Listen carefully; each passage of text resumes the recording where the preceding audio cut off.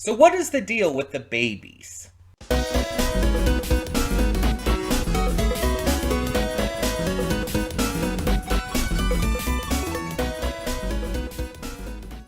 Hey everyone, welcome to Princess of Gay. I'm your host Connie, and today we are here with episode 5? Yes, of Heavenly Delusion. And yeah, there's definitely some weird shit going on with heaven, as I've been calling it. I don't know if it's technically actually supposed to be seen as such, but we know that our heroes are heading off there. That's where they're trying to reach, right? Because um oh, I am completely blanking on names. Oh my god. Wow. That's Kiriko is our one dude. I can't think of the other guy's name though. I think it starts with an M. I don't know why I'm having this kind of trouble. But we know he's searching for the person who looks like him, who we see is the one inside of heaven. So we know these two plot lines are going to meet up at some point. It's just a matter of how and when. And at this point, we're getting all this stuff within heaven and seeing how things are not what they seem. There's like this disease going on. There's this laboratory with these incubated monsters in them, these baby monsters. That the weird frog girl, who's kind of adorable, um, seems to just think are regular babies. I mean, I guess if they're never told like how things are normally.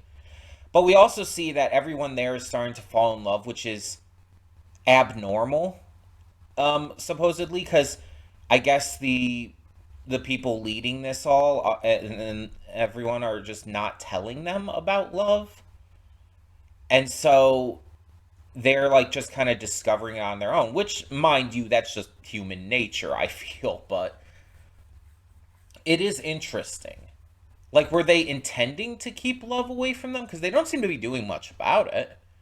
They don't seem to be like upset that they're experiencing love, and you see them like kissing and thinking about each other's bodies and stuff, which is an extremely normal thing for teens to go through as they reach that age and start like having those hormones go through them. That's extremely natural. And I like the way it's handling this. I think I touched on this last time, but this is not like fan service. I've talked before in the past on how I don't like it when minor characters are given like notable fan service to where it's like you're basically just sexualizing children. I really hate that because it's gross to me. It's extremely gross. Sexualizing children is just morally wrong.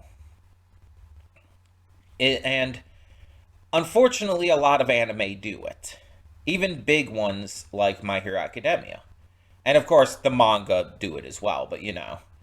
Usually not to as big of a degree, though. Interestingly enough, the anime usually always makes it more so.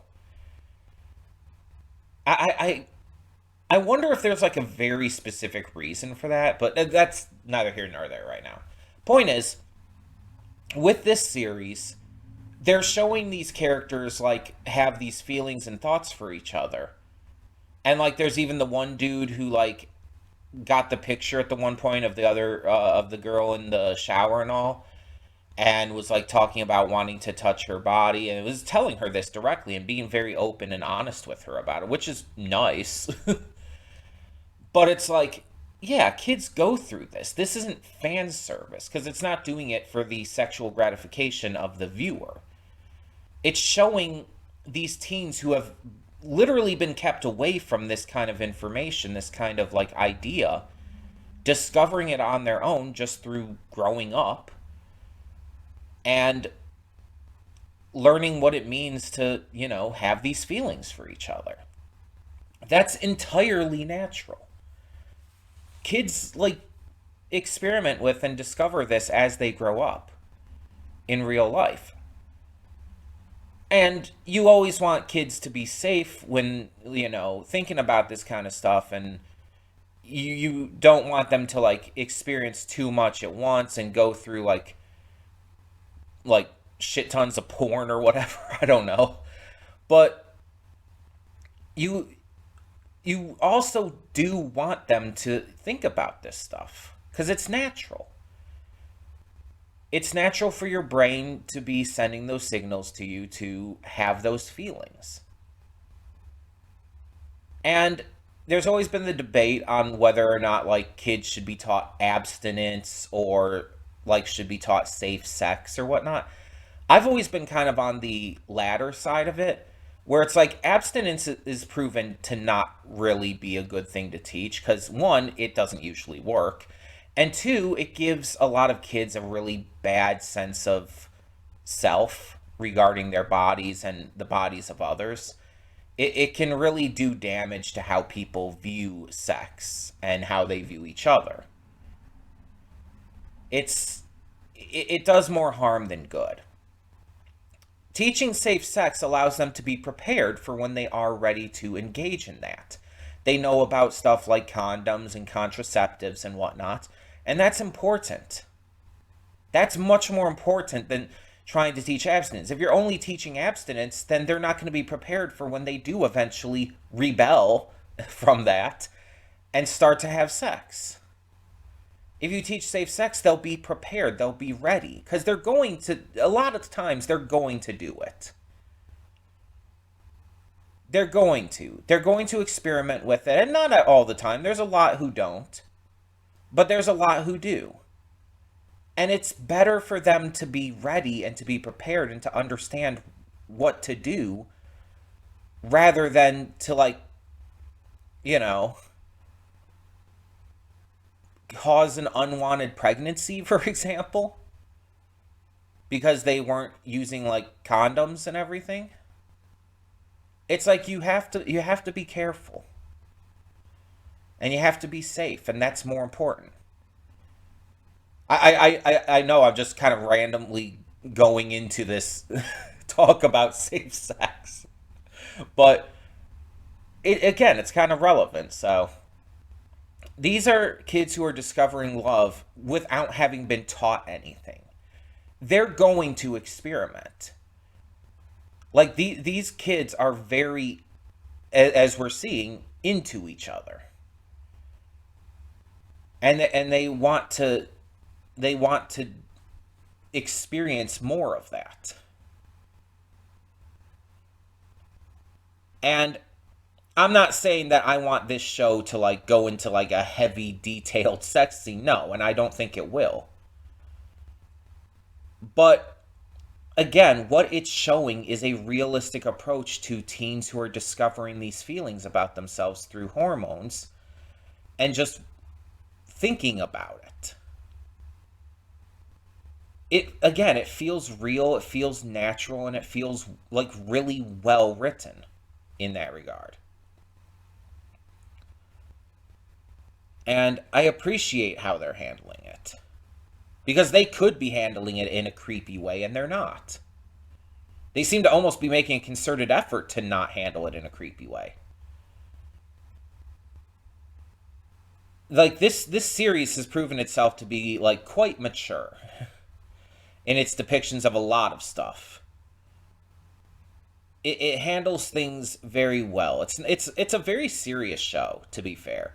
Like there's some goofiness, there's some comedy, but in general, it's a very serious show. And it's tackling a lot of different types of subjects with seriousness. I just kind of wish more shows did this. Because there's nothing wrong with tackling subjects like this as long as you do so in a healthy way. And I just feel like a lot of anime don't do it in a healthy way, that is. But anyways, I think we should just get back into this and see what more we have in store for this. See if our heroes can ever find Robin or the doctor, I mean, that's got to happen at some point, right? Of course, I don't know if there's going to end up being a second season of this, and that's going to kind of be important to whether or not we're going to get to that in this season, or if we're going to have to wait till like next season. I feel like there could be another season because I feel like there's definitely more content to adapt, but I because I think the isn't the manga still ongoing, from what I heard. And if it is, there's definitely going to be enough for a season two, I assume. I don't know. It's hard to say without ever having read the manga or anything because I tend not to do that. I tend to be an anime only.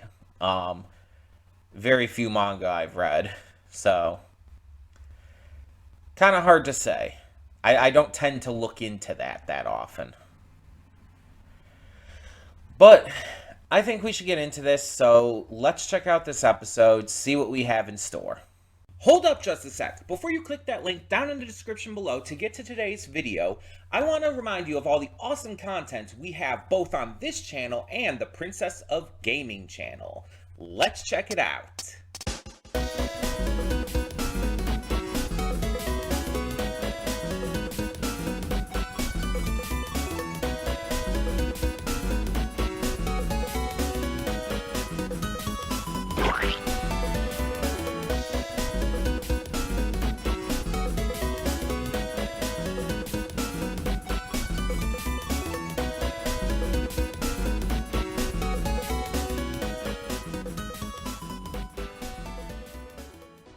And we are back, and we'll begin with spoilers in 3, 2, 1, now. So, however you pronounce it, his cremated remains had some kind of weird object in it. I don't know what else to call it. Some kind of object. If I go back and look at it real quick, I'll mute this, obviously, so we don't have any copyright issues. It kind of looks like some kind of, like odd-shaped stone of sorts, covered in, like, red. I don't know how else to describe it other than scales. But it's not, like, over the entire thing. It's just, like, patterned over it. Amongst his cremated remains. But it's like, it seems like almost completely untouched and unfazed by, I guess, the fire from the cremation. What does that mean? Does that have something to do with the disease? Is that like something that caused it somehow? But then how would it have gotten into his body to cause it in the first place? Is it a growth that occurred within him, like due to whatever experimentation they're clearly doing on these kids? Did their experimentation cause this to grow within him somehow, and that's what caused the illness and everything? And now Tokyo's worried that she's ill. But, I mean, her just throwing up doesn't mean the same sickness. Because people can throw up from anything. Like, people could throw up just from being disgusted by something, or really like emotionally upset by something. It's like it doesn't even have to be like an actual illness. It's just like you're so upset that it tricks your mind into thinking you're sick. So it's like that's not really indicative of anything. Because it's like I've puked plenty in my life and it hasn't meant anything. Outside of like maybe like food poisoning here and there. And one time I puked because I had a really fucking bad toothache, like really fucking bad, to the point where it was like making me like scream and cry. And this was when I was like in high school, like it was early high school, but it was still high school. And I was like chugging down water because like having the water rush past my aching tooth was relieving some of the pain temporarily. So I kept chugging down water just to have that like temporary relief over and over. And I just ended up chugging down so much water I ended up puking it back up. I know, kind of a gross thing to talk about, but it's relevant. um, but yeah, it's I don't think Tokyo's gonna be sick. That would be really sad because Tokyo's kind of our pretty much our main character of Heaven. And also, that would be a big issue considering Maru is trying to find her. Like, that's his goal, right? To find the one that looks like him. So, yeah, it's. I don't know. I just do not know. But, meanwhile, we can see that Maru can fight, which is not necessarily a big surprise. And we also see Kiriko's reaction when he comes back and Maru's not there, which I think was a great moment. Like in terms of like their character work and development, and seeing how close these two truly have become, seeing how absolutely terrified and like almost to the point of being sick himself, how fucking like scared Kiriko was at the prospect of losing someone else, losing Maru like this. It it's fully something that has already been explained. We already understand exactly why he was sick, why he was like so like aggressively scared by this, because we know his backstory and we know how much he's already lost, how many people he's already lost. And so we understand why that freaked him out so bad. But we also see that these two are close. We've seen that in pretty much since the first episode. That these two do have a really strong bond. And I mean, Maru liked him and still really does. Like we see that at the beginning of this episode when he even asks those thugs. It's like, well, what do you do when the girl you like turns out to be a guy? It's like you could still like them and still be with them. That's very possible. Because here's the thing. Let's talk about this from my experience. Because I've touched on this like I think in a couple episodes, but let's touch on this again. Um, so I'm very queer. I don't hide this. The channel is fucking called Princess of Gay. I'm pansexual, specifically, for people who might not know. Um, which means that I have the ability to find myself attracted to anyone, regardless of their gender. Someone's gender does not matter to me in terms of whether or not I can find myself attracted to them. I can and have been attracted to guys, girls, NBs, any and all genders. That doesn't entirely matter to me. But that wasn't always the case. Most of my life, I would say, I thought I was, well, I thought I was a straight man because that's what I was always told. And I didn't question that until a lot later than I really wish at this point that I had. But I when I first started like realizing feelings towards other guys, because again at the time I identified falsely, but still I identified as a guy.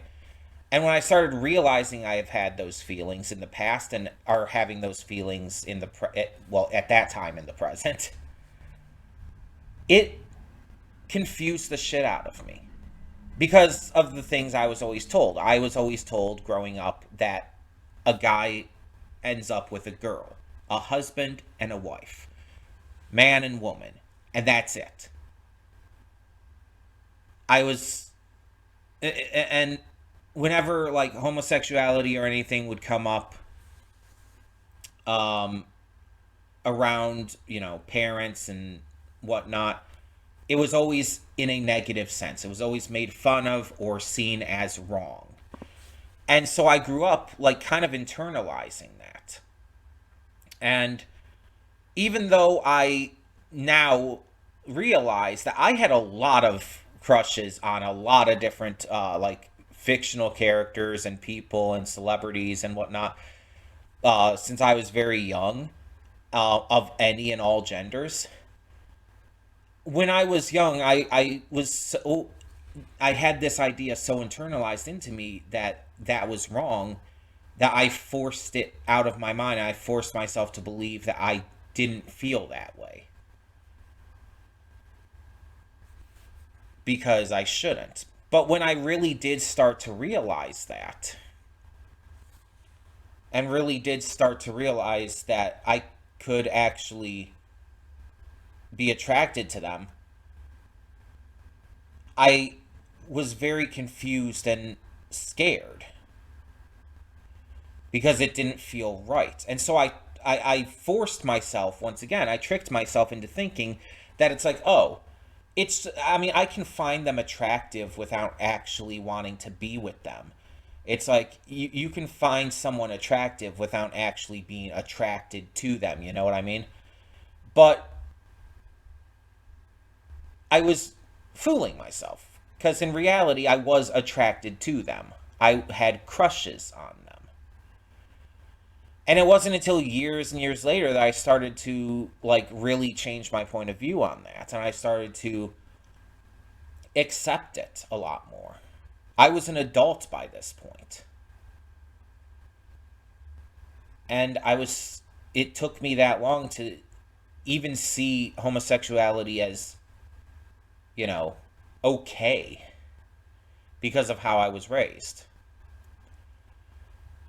And so once I started that, it just kind of like snowballed from there. I mean, it's eventually what led it to me like eventually coming out as trans and non-binary and whatnot. And it didn't like start like completely because at first like it wasn't pansexuality. I thought I was bisexual. And there were even times like before that where I'm thinking like, could I be gay? Because again, this was before I had like realized and come out as being trans. I still identified as a man at that time. But I eventually came to bisexual, which eventually evolved into asexual and panromantic. But that also came from a feeling of like, oh, sex is wrong because I was also raised in the church and had a lot of religious trauma that was telling me that sex is wrong and having sexual feelings is wrong, basically. And so I started to like force myself to believe I was asexual, kind of falling into the trap of forcing myself to believe things again. But I eventually came out as pansexual. And again, I came out as trans and non-binary. And the point of all of this is, like, I had to come to realize a lot about myself. And during the time that I really started to think about this all, it confused the shit out of me. I was scared. I didn't know what other people would think if I, like, was open about that. I didn't know how other people would, like, you know, especially family members and whatnot, would perceive me after that. And I was afraid to be open and honest about it for quite a while. And I was looking into it. I started thinking about it a lot more. And I even tested myself. Like, oh, let's look at some stereotypically hot guys and see if I find myself attracted to them. And it's like, I was literally trying to test myself like that. But the point of the matter is, I eventually came to realize that who fucking cares? Who fucking cares what other people think of me? I want to be honest with myself and be open with myself because it makes me feel better. I feel a lot more safe that way. Even if I technically may not be, even if there's a lot of dangers that come from this.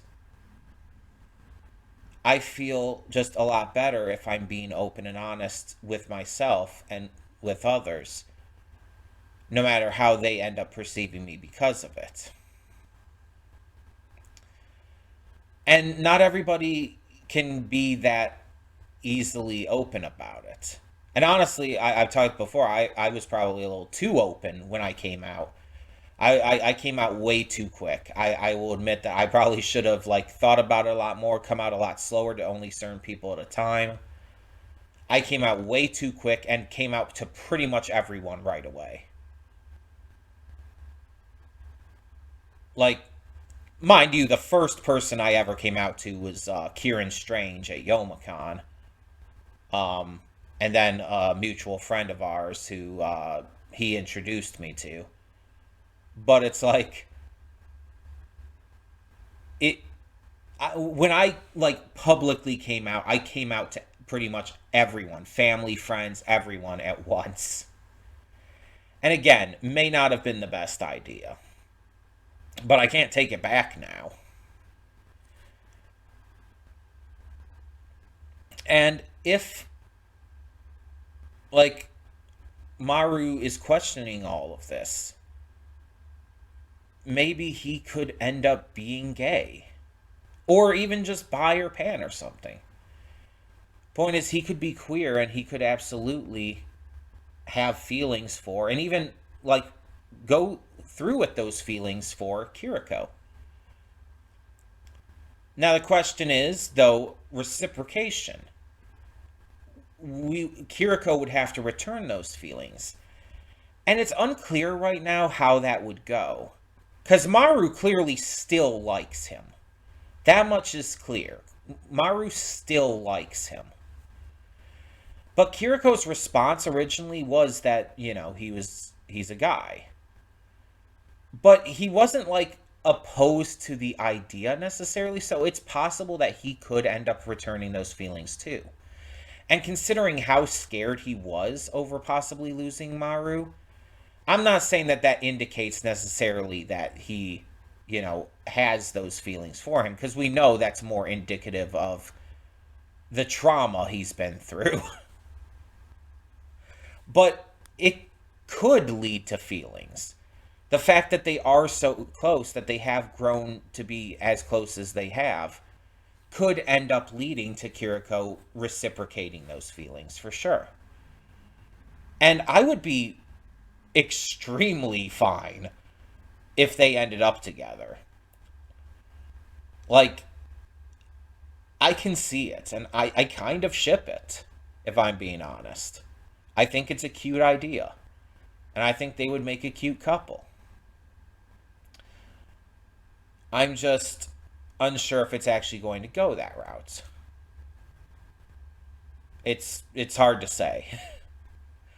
In a series like this, where it seems like, well, romance is definitely part of it, but it's more so in the heaven side of the story. I don't know if they're actually going to like follow through with anything there with our main characters in general. So I don't know. Maybe, maybe not. But I would be all game for it. I think it's a cute ship. I'm on board with it. um, yeah, it's really interesting. This episode felt, I don't want to say like separate from the rest of them, but it felt almost like it didn't feel as big. I think that's the best way to put it. It didn't feel as big as previous episodes have felt. Like last episode gave us a lot of big stuff showing that that at least one of the kids, but now two, know about these quote unquote babies. And I mean, in this episode, we did see that one of the scientists found out about that someone was there and was looking into it. But that's about it. It's like that was probably the biggest thing in this episode in terms of scale. And it wasn't that big. because it was more of like setup, because nothing came of it yet. The biggest part of this episode, actually, no, was definitely the ending with the reveal of the stone. But everything prior to that was pretty chill. Like, even dealing with those assholes in the arcade, it was still pretty, generally speaking, chill as an episode. This one definitely felt more character focused than story focused until the end. And the end changed that, and the end is like, okay, we're going to get back into some heavy lore and informational stuff now. And I'm good for that. I still want to know one thing, because there's still one thing we don't know yet. Who sent that message to, I think it was Tokyo. Was it Tokyo? At the beginning in the first episode, where it's like, do you want to see the outside of the outside? I assume whoever sent that message, whoever knows about them trapped in there and is trying, I guess, trying to get them out, is that the same person who sent the picture? The picture of the one girl in the shower to the other guy? Because she didn't send it, and who else would have been able to send that picture? If someone's hacking into the systems of this place, of this society of heaven, and would some... I assume that this place has security cameras pretty much everywhere. It's like... then it's believable that they would be able to get a picture. But why would they get a picture to send to that? Are they somehow influencing all the kids there to have these, like, feelings for each other? But who would be doing this? Is it, oh, I can't think of his name. The guy voiced by Kazuya Nakai, the, caretaker, I think is probably the best word for it, of Kiriko. Well, him and his sister when they were growing up and all. Robin. That should be easy to remember. He's voiced by Kazuya Nakai, who is the voice actor of Zoro from One Piece. And One Piece also features Robin. So it's like, I just connect the character with One Piece, and the character, so I remember the character's name is Robin, and he's voiced by Zoro's VA.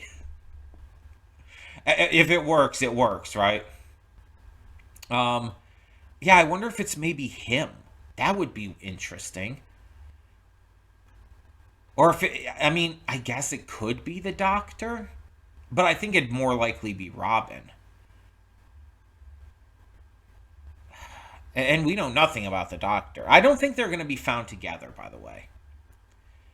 That's one thing I don't think I've really addressed yet. Like, I think they're both going to be found, but at different times. I think they're going to be found separately from each other by our main characters, Kiriko and Maru. I mean, it would be wild if they were found together, though. Because that would be really interesting to see how they would do that and what that would mean. But yeah, I'm very excited to see more of this. This is just such a fascinating, like, pulse-pounding, wild show. It's definitely one of my favorite things I'm currently reacting to. But yeah, tell me in the comments below, what did you think of this episode? And for now, I'm Connie and I'm signing off. See y'all next time.